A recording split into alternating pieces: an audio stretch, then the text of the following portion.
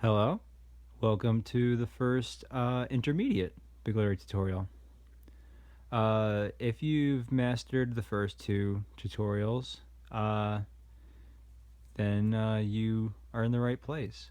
If you haven't yet, I highly recommend you go back and look at those and study them and practice those techniques there because moving forward, they're necessary completely. And before I go into the sequence of tricks today that I'm going to show you, which are going to be 3 gap transfers and their reverses, I'm going to talk about a quick concept of how you're going to hold the bead moving forward. So many of you probably hold the bead down here in like the pocket of your hand as you play, and that's fine up until this point. But now that we're going to move into more advanced tricks, you're going to want to start holding the bead in between your knuckles here, if they're considered knuckles. These two joints in your finger. You're going to want to hold the bead in between those two. Alright, so the reason you're going to want to hold the bead between these joints here is because as we move into our gap transfers, if you hold it down here, you're not going to be able to perform the trick. And I guess that'll make more sense as we get into the demonstration of it.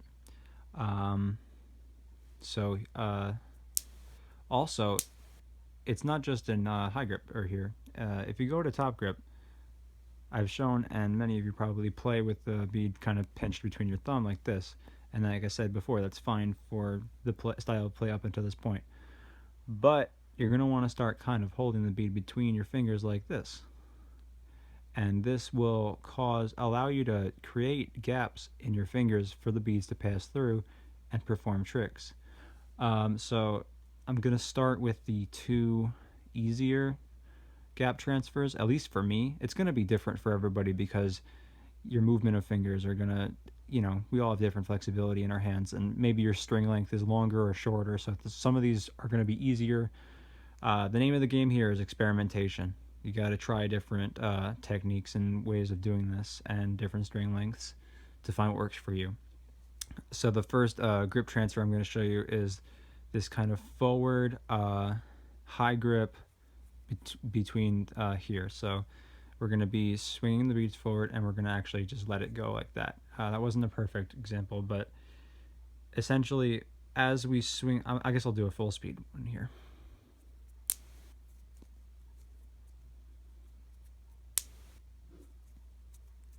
So like that. In slow motion, it's going to be as you swing your beads forward, you're going to kind of drop this index finger down and create a gap like this, and allow the bead to kind of wrap in there like that, and then you're, when this happens, you're going to close your fingers up again, and then speed's going to fly out. Okay, now the reverse of that is coming this way. I recommend practicing and learning one direction first, like that, and getting that down before moving on to the reverse. But it's not the hardest thing to move into the reverse of one once you got it down. It's just you move your finger in the same way. It's just the movement of the bead. Instead of moving forward, you swing it backward. So here, the reverse of that gap transfer I showed you just now goes like that. Oops.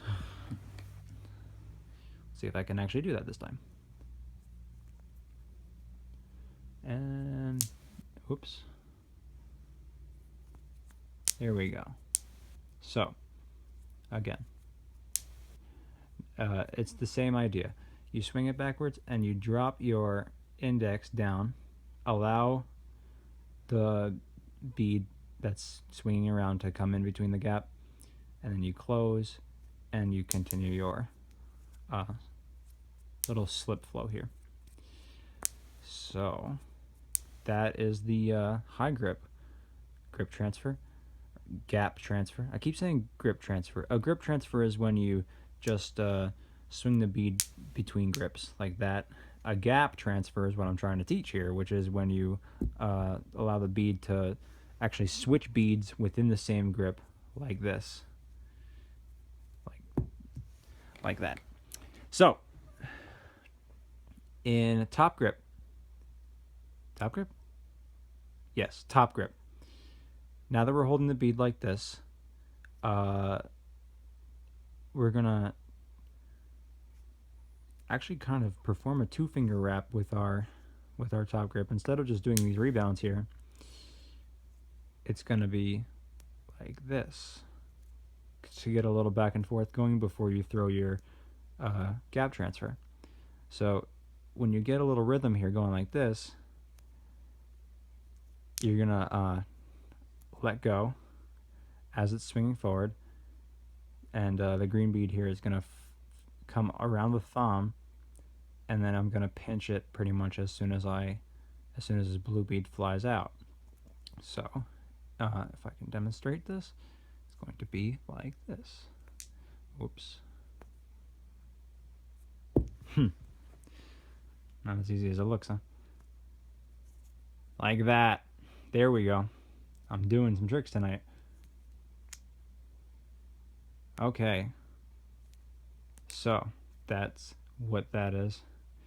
And then the reverse of that one is coming the opposite direction.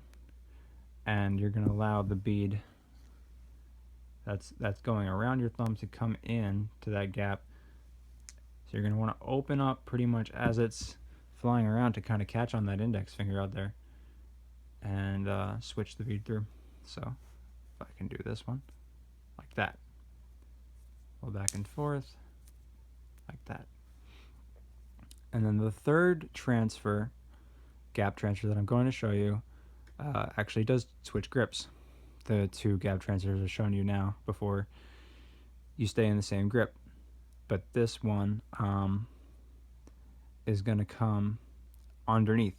It's going to go from your middle finger to your thumb. So you're going to be switching from top to high grip. So starting in high grip here, it's going to go underneath. I'm going to try and give you as many angles as I can to this, but I can only really do it in this forward and back way. So in full motion, in full motion, like so. I kind of dipped out of frame a little bit, but I'm going to do it a couple more times so you guys get the idea. Maybe I can try to do a different angle here. That's the same angle.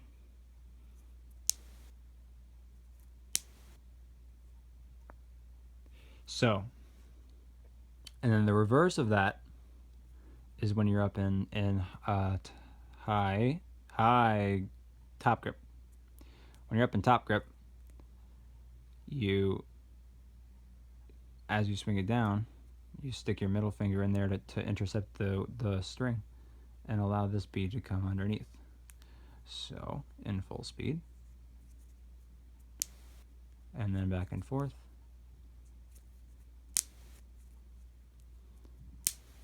And what's nice about these is they all intersect into each other.